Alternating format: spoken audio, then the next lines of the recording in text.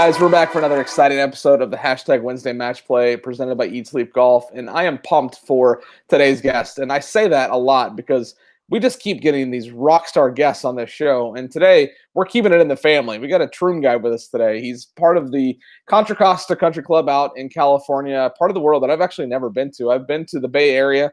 This is just north of the Bay Area. We'll talk about that. I was chatting about the weather and how awesome it seems to be. In their summers, sans the fact that they don't get rain. So as a superintendent, he can relate to how bad that is. But we'll talk about all of that and more on today's episode. As always, make sure that you check out the podcast as well. That's been getting a lot of traction. So watch it here on YouTube, or you can listen to it on iTunes and Google Play. So it's in a podcast format, so you can just listen to us instead of looking at us. So you don't have to worry about seeing my ugly face on these shows if you want to just hear the content. The episode and the show is a part of the Golf Radio Network. It is a syndicated network of golf podcasts, so check that out.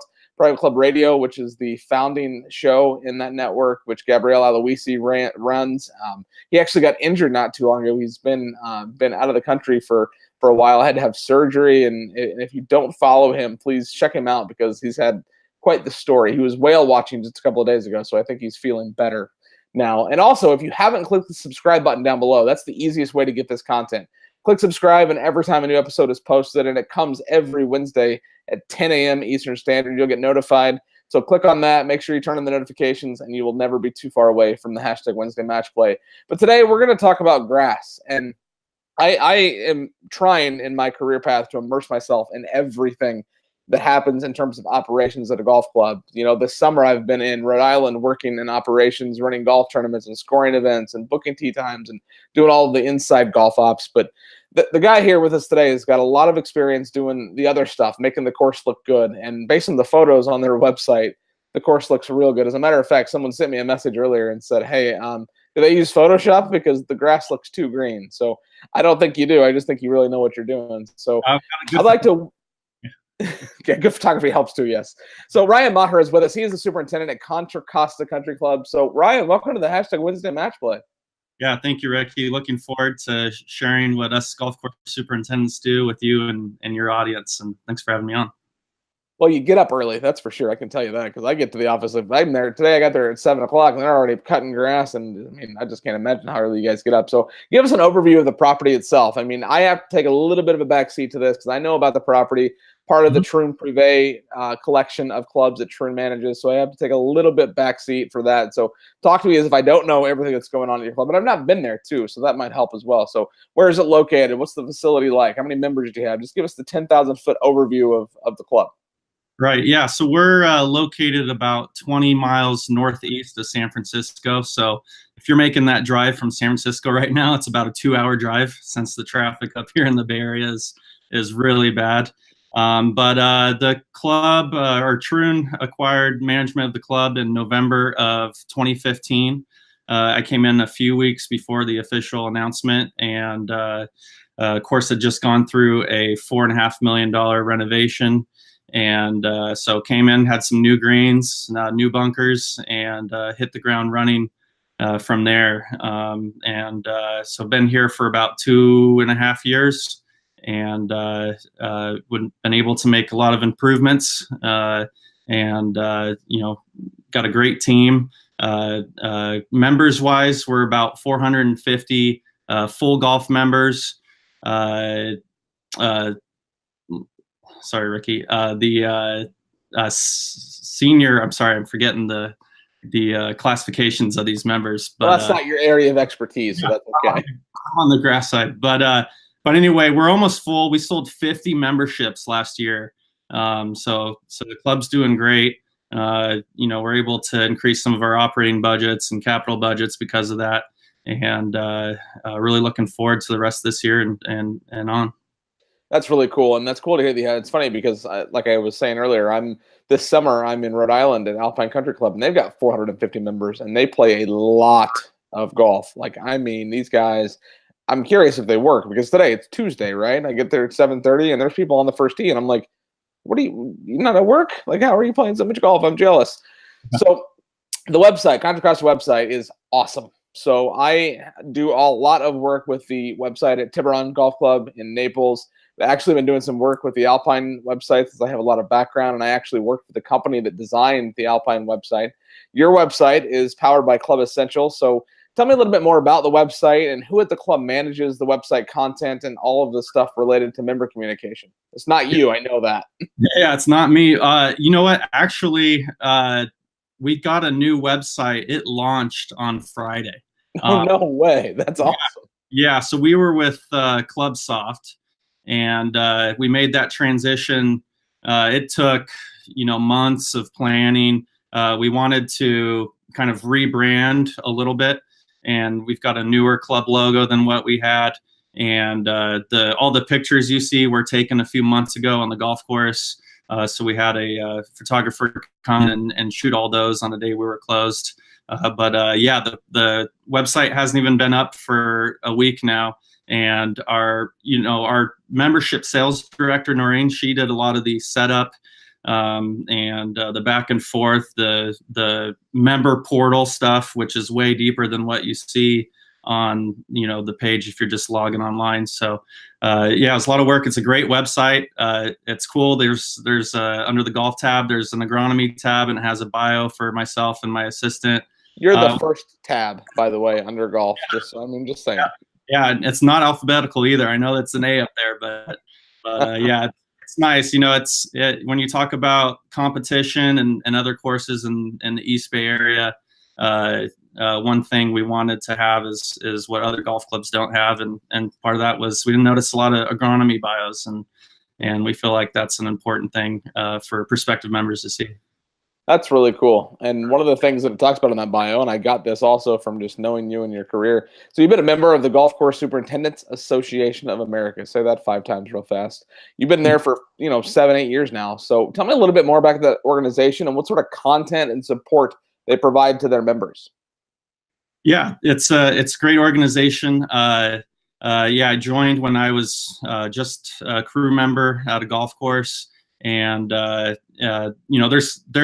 a bunch of benefits, and I think the biggest benefit is getting into the golf industry show every year. You still have to pay registration, but you can punch your ticket to that. It's 3-4 days of networking, of seminars, sharing ideas, and they really put on a great event. Last year we were in San Antonio, and I think next year it'll be in San Diego. But they offer a whole lot of support for the superintendents. If there's ever a superintendent has a tragic event happen, there's a lot of support. There's a life insurance policy, and they do a good job of supporting us as superintendents, and not just superintendents, students. There's student memberships, there's assistant superintendent memberships, equipment managers. So they really try and take care of our whole side.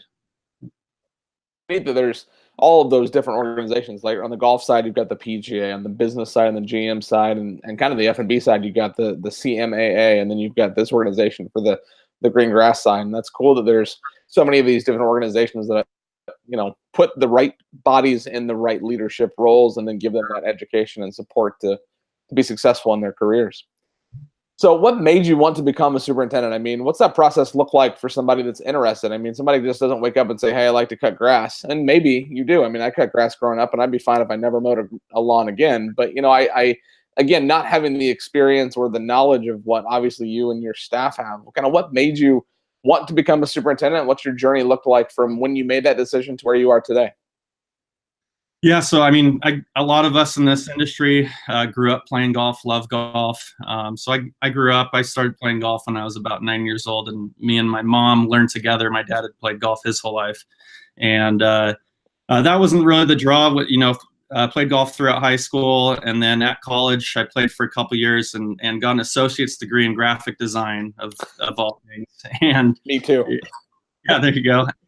And I graduated, moved back to Phoenix, and just sitting inside wasn't for me, and decided, okay, I need to look at something else to do. And I had one of my best friends was interning that summer I graduated at TBC Scottsdale, and we talk about it, and it didn't sound too glamorous, waking up at 4 every day and raking bunkers and mowing greens, but it was interesting to me and something I've always wanted to learn more about. So actually, I went to apply for an outside service job at a golf course in the summer in Phoenix, which is the worst time to apply for a job. Unless you want to work in golf course maintenance, because that's when a lot of projects happen. That's when a lot of work gets done. So I called the golf club and said, hey, are you guys hiring? I'd like to work in the cart barn or help out in the golf shop or whatever. And they said, no, but maintenance is actually hiring. Said, okay, you know what? I need a job right now. Poor recent graduate from college, and started working on the crew. Immediately fell in love. And not long into being on the crew there, maybe a year into it, year and a half into it, I started attending Penn State University through their online program, and then wrapped that up in 2013, and then worked my way up at Desert Forest Golf Club, all the way up to assistant superintendent, pretty much from the bottom all the way up, and then was the assistant for a few years under the director of agronomy, Todd Storm, and got the call that this was a potential opportunity and headed up here to Contra Costa. That's pretty cool, right? That's pretty cool, right? What a neat little What a journey. neat little journey you've had. Mm-hmm. So you talked about rain, right? So rain is obviously an issue, whether you have too much of it or not enough of it. What are some of the other challenges you face, and how do you overcome challenges like lack of rain in your role? Yeah, so Northern California specifically is really tough because it's almost like we get too much rain at a point in the year and then nothing. So wintertime is in the Bay Area can be real heavy rains. 2 winters ago we had 64 inches from October 1 to April 15th, and it's you can't get much done on the golf course at that point. You can only clean the break room and the maintenance yard so many times, before you want to get back out on the golf course. So we in the wintertime, we struggle to have the course firm enough to mow. Sometimes we can go 2 weeks without being able to mow the golf course. But the real challenge, winter is not so bad. It's a slow time here, but the real challenge is summertime in the Bay Area. And this is normal. This isn't because of a drought or anything, but we'll go from May 1 to October 1 with 0 precipitation, and that's the average. And courses like myself that are on recycled water, we're really thankful to be on recycled water as far as how much it costs and being good stewards of the environment. But at the same time, there's things like salts and bicarbonates in that water that take its toll on your soil and your grass out in the golf course. So when you're going 6-7 months without rain, you get severe buildup in your soils of what's coming through your water. And that rain provides a good flush, kind of hits a reset button for the soil. So rain's a big challenge, but you've got to be experts in irrigation management out here in the summertime, because you can't rain's not going to bail you out. So if your irrigation system isn't efficient, if you've got dry spots here and there, you can't count on rain to come through and catch you up. So, I'd say 80% of my time, my assistant's time, is irrigation management throughout the summer, auditing the golf course, making sure it's as playable and as firm as possible, but healthy. So that's a good segue into my next question, because that's the polar opposite of Scottsdale. You have no rain ever in Scottsdale. So what are the biggest differences between desert golf and where you're at now in the Bay Area, and which do you prefer? If you had to choose, would you rather be in a desert climate or be in a location like where you are now with too much rain in the winter months and then not enough rain in the summer months? Yeah, it's a good question. The desert is there's a lot that goes into it besides the rain and the environment, but it's also the grass types. So those familiar with Scottsdale or Southern California and the desert, we're on Bermuda grass, the warm season grass in the summer. We overseed in the fall, and then we're on that ryegrass up until transition time the following spring. So I've found, being in both places, that It's a little bit easier, I think, to grow grass in the desert than in the Bay Area. The issue isn't really growing grass. The issue is growing the type of grass you want to grow. The Bay Area is the Poa annua capital of the world, and so we're always in a full-fledged fight of keeping it out, spraying it out, and it's real challenging. But it's not just the Poa. There's other warm season grasses. There's Bermuda that tries to creep in on these golf courses up here, and kikuyu grass, and so it's tough. Arizona, you have that real dense Bermuda grass in the summertime. It helps compete out other weeds, and the climate there is just perfect from October to March for overseeded ryegrass. So I found it a little bit easier in the desert.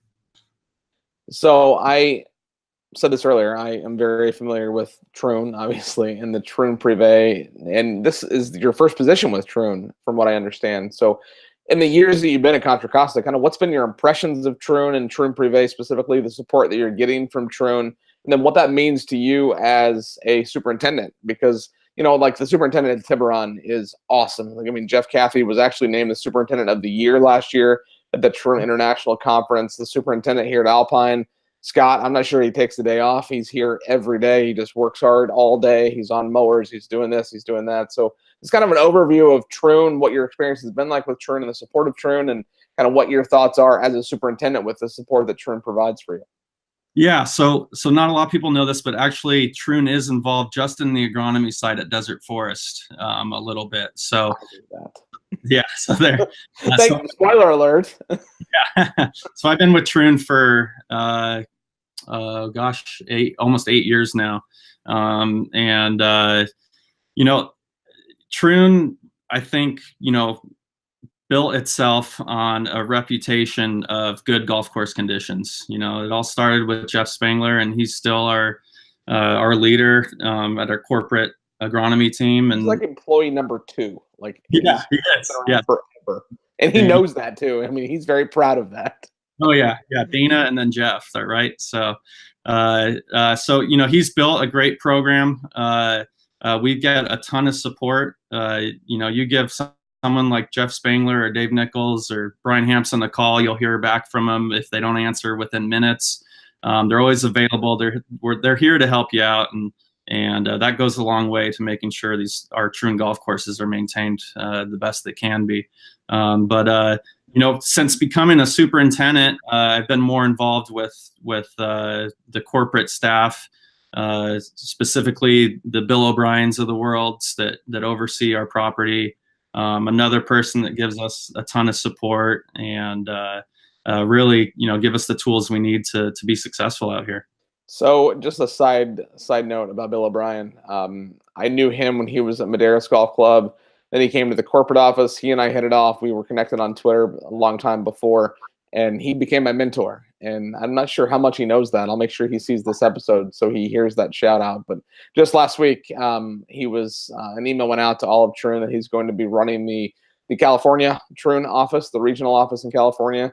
And what's really cool about that is one, that's where he needs to be. I mean, not that he didn't like Scottsdale, but I could tell he missed California. That's where he's supposed to be. But he's taking one of the guys that was an intern when I was in the corporate office with him to kind of work under him. And I was texting him the other day actually saying, hey, take care of my mentor, because that dude means a lot to me. So that's cool that he oversees Contra Costa, and I think he'll appreciate the shout out here. And basically I'm going to tee it up to him as like, hey, because of you, we had your club on my show. So yeah, that's going to be he's a good mentor to have. He's a cool dude. He's got the Southern California vibe. So it's good that he's there now.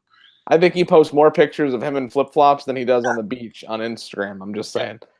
So tomorrow, a typical day. What's a typical day look like? What time are you there? What are you doing? What time you go home? Like, what's a typical day in the life of a superintendent look like? Yeah, the alarm goes off at 3:45. That is disgusting. Yep. So we become, if we're not early birds, by the time you get a few years into this side of the business, you become an early bird. But it doesn't really bug me much anymore unless I'm out late for some reason. 3:45 alarm goes off. I live about 20 minutes from work, so I'm hitting the road by 4:20 4:20, 4:30, and get in the office, check in with our assistant superintendent here, Jeff, and basically, usually we will schedule tomorrow's duties today, but we'll confirm, that everyone's in work that should be. Him and I will do a quick review of what's going to be done on the golf course today. Here at Contra Costa, we have a pretty complex tee sheet. So there's double tees, there's shotguns, there's reverse shotguns. So we've got to make sure we're repairing the right holes in the right order. Then we'll have a morning meeting at 5 o'clock. The crew will be out the door and on their equipment by 5:10. And, they hit the ground running. They work, 8.5-hour day, 30-minute lunch. And then, I'm out on the course a lot my first half of the day.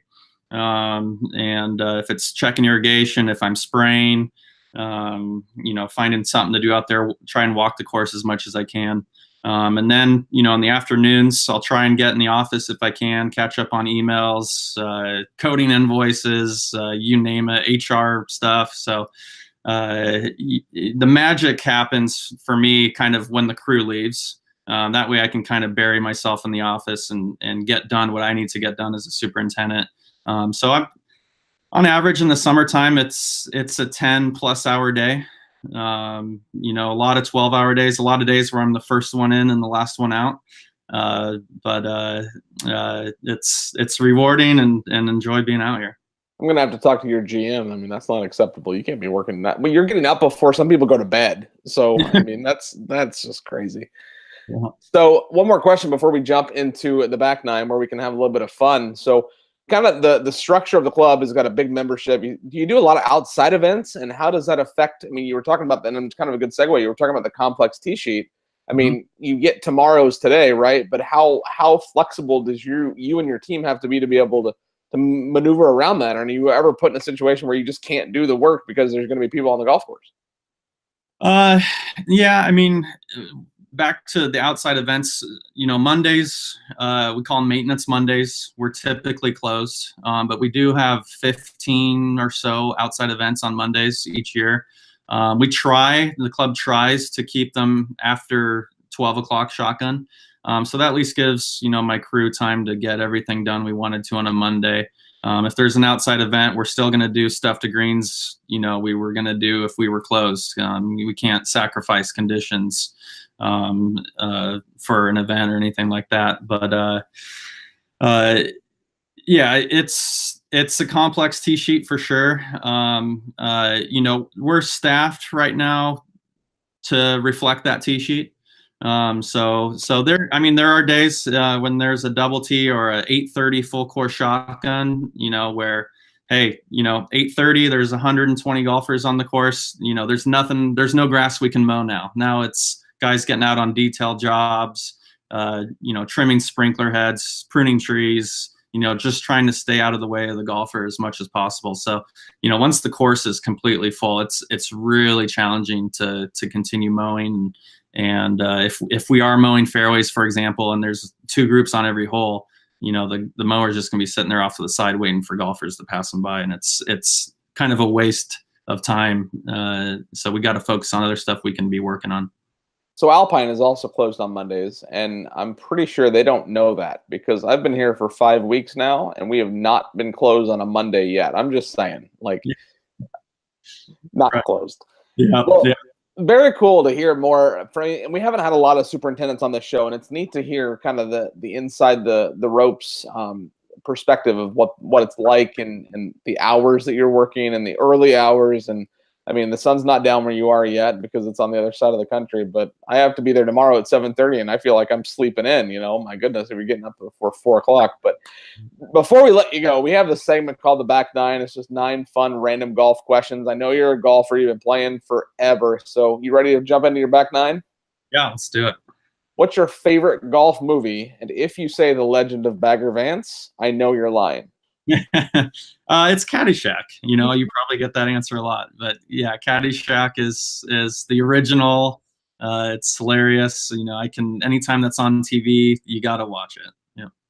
38 years they celebrated just a couple of weeks ago, and of course it was on, so I had to sit there and watch it, have a couple of beers, and I mean, it's not my favorite, but it's definitely one of the good ones. Yeah. So Contra Costa looks like an awesome golf course. I mean, thanks to you, basically, is why it looks so good, and the photographer. Now, pause. This is not one of your questions, but the photographer, was it Dave Sansom, or did you have someone else come out and shoot the club? No, photographer's name is Andrew Schaefer, and he's actually our controller's husband. So, that's awesome. Yeah, so he's a big time photographer, and he's done some big projects in his career. So we were lucky to have him out here to steal him for a few days. Very nice. If he works for Trade on Golf, let him know that Tiburon might like to have somebody come down and shoot some updated photos. We had Dave Sansom come in the beginning, right when Troon got there, and he did an awesome job. But every time I look at the photos, I'm thinking, I see him all day, so I'm a little bit jaded. But it's almost time to get a new set of photos, and whether it's Dan or Dave or someone else, any leads you could send our way would be great. Now, what is your favorite hole on the golf course? Oh, as a golfer, not as a person that cuts grass, and it's the easiest one to cut. Yeah, well, no, I was gonna say our 13th hole because I never have to think twice about that green. Yeah, favorite hole to play is our 6th hole. It's a par 5. Tee shot is uphill. Second shot starts going downhill. It's I think it's about 550 yards, a little bit of a dogleg left, and there's hazard 50 yards in front of the green all the way down the left side, and the bunker is left of that green that's going along that whole entire stretch of hazard. So it can be a good 2-shot par 5. It's just a really pretty hole. On our website, there's a view from if you do the hole by hole from behind the green, looking back up the fairway where there's an elevation drop, and it's just, yeah, I think it's probably one of the best par 5s out here. Awesome. Now, you posted about this on Twitter a few days ago. Who do you dislike more, Patrick Reed or Bryson DeChambeau?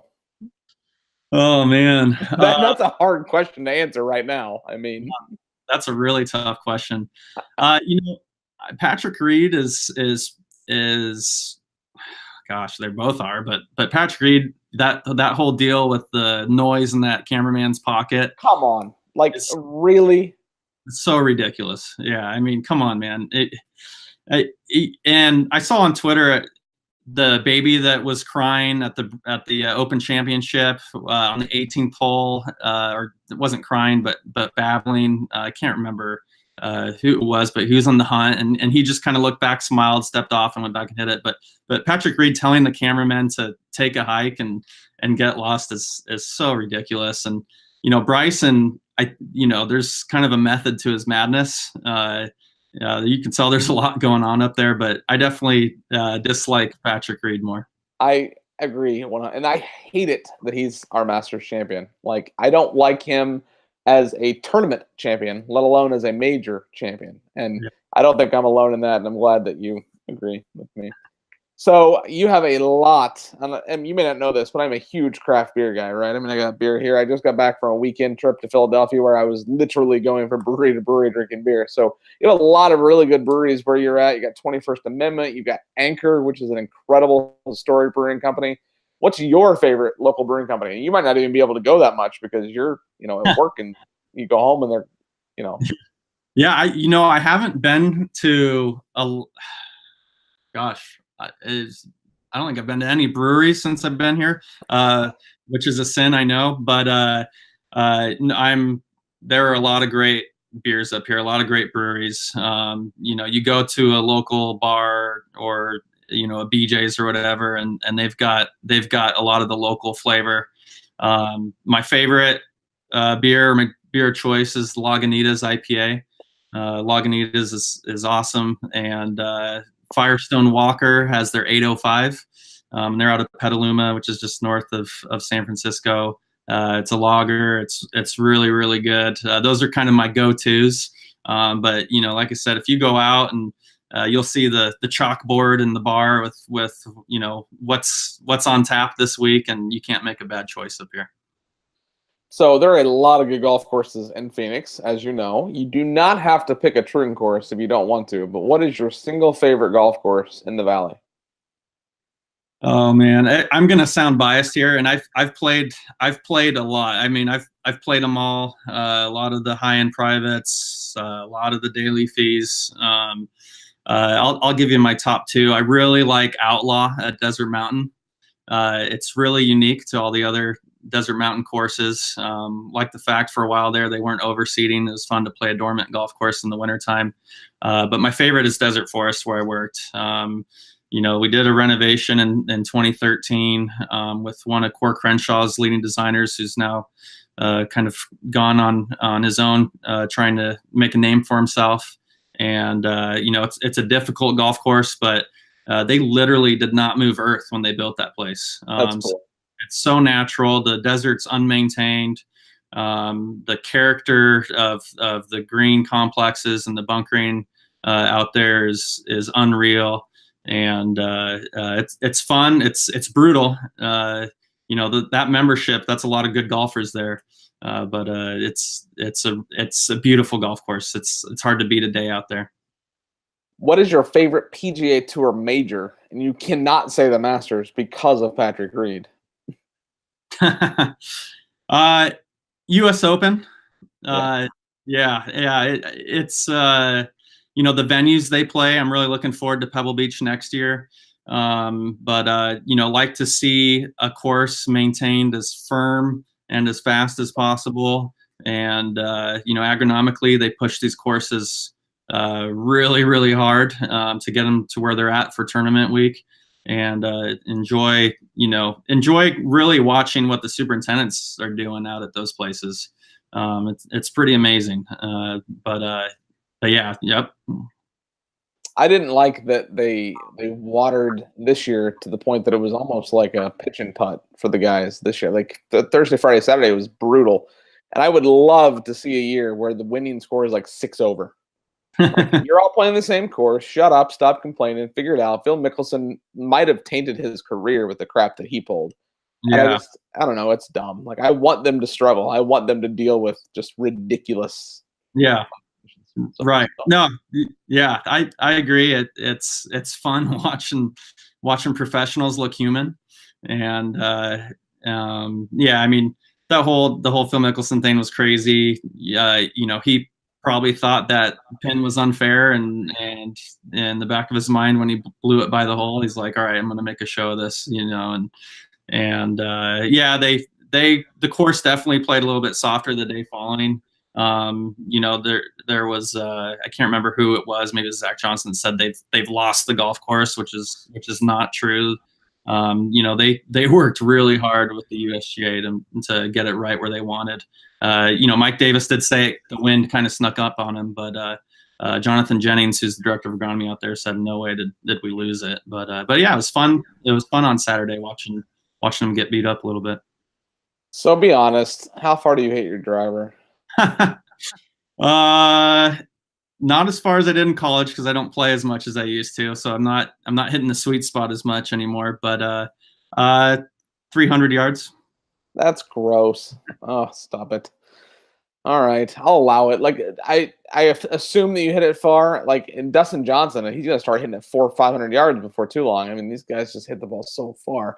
So that means that you'll play the tips when we play, and I'll play, 1-2 tees up, and I get strokes because it sounds like you're a stick too. So I'm not. All right, now you're what? I'm not the golfer I once was, but.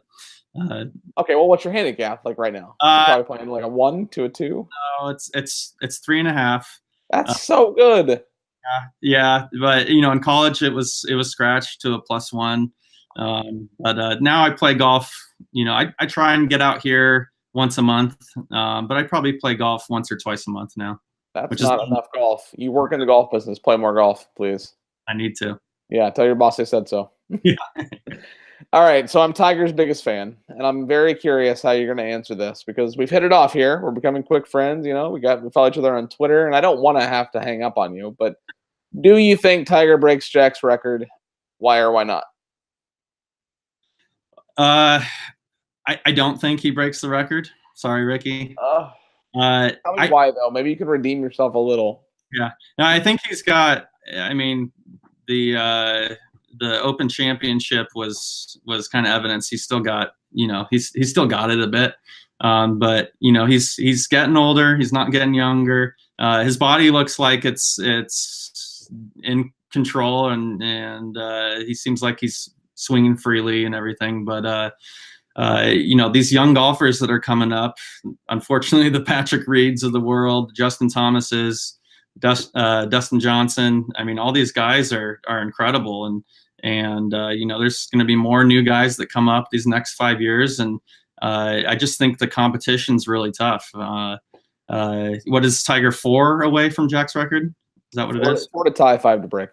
Yeah. So, and he can't win 4 more. If he gets to 18, he might as well not even get to 18, because you cannot, for Johnny Miller's sake, you can't tie it. Yeah, that's right. Break it or don't get to it. Get to 17 or get to 19, because tying it's not going to cut it.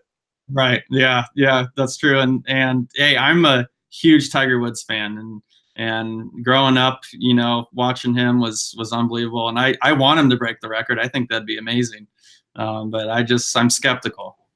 I think he is this close to a win, and I think he gets 1, if not 2 wins this year. He's got 4 tournaments in the next 5 weeks, so I think he gets 1, if not 2 wins this year. I said before he even came back that I thought that this year he would get a couple of wins, no majors, but sniff a couple, which he has. He doesn't double that hole at the Open. He wins that by 2. Now, that's me going on a long shot, but I think that if he doesn't double that, he goes on and he wins by 2. Now, I think that if he next year, assuming that he plays through this year the way that I foresee, I think next year he gets 2 major championships, because he could win anywhere in Scotland, and he almost proved that this year. Considering that 6 months ago he couldn't even stand up, he hurt so bad. And now he's finishing in the top 5 of the Open Championship with a chance to win on Sunday. He can win at Pebble Beach until he's 80. Yeah. He can win at Augusta until he's 80. I mean, he's got a lot of chances in the next 5-7 years, and I'm not certain that a lot of the guys that fell apart at the Open on Sunday weren't falling a little bit apart because they saw him climb the leaderboard when he was tied at the turn. He was the leader in the clubhouse, and I'm thinking, all right. And then I don't know. I don't want the comeback to not be a full-fledged comeback where he scares the record and gets to the record. And if he gets to that record, whether it's 3, 4, 5, 7, 10 years from now, if he breaks that record, in my opinion, that will be the greatest comeback in professional sports history. Yeah, period. Without a doubt. Yeah, I think the same thing. And yeah, you're right about the Open Championship. He can win anywhere in Scotland, and I really like his chances at Pebble Beach. Hey, look what he did there in 2000. I mean, it's ridiculous. So I think he won by, what was either 12 or 16. It was absurd. It might have been 12, but it was absurd. He won by so many. So it'll be interesting to see what happens in the next 3 to 5, 7 years. And I'm just excited that we're able to see it, regardless of what happens, that we're able to see it. For sure. And your final question of your hashtag Wednesday match play is, what's next? I mean, what's next in bedtime for you right now, but I mean in the near future, what's next for you in the club at Contra Costa? We're still trying to find ways to improve this golf course, and a lot of that is some of the outside areas, the fairways, the greens, the tees.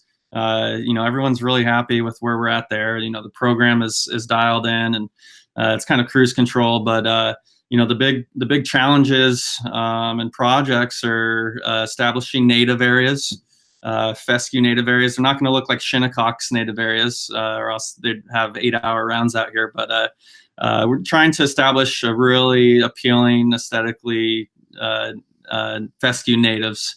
And another thing we just got done was a landscape renovation at the clubhouse.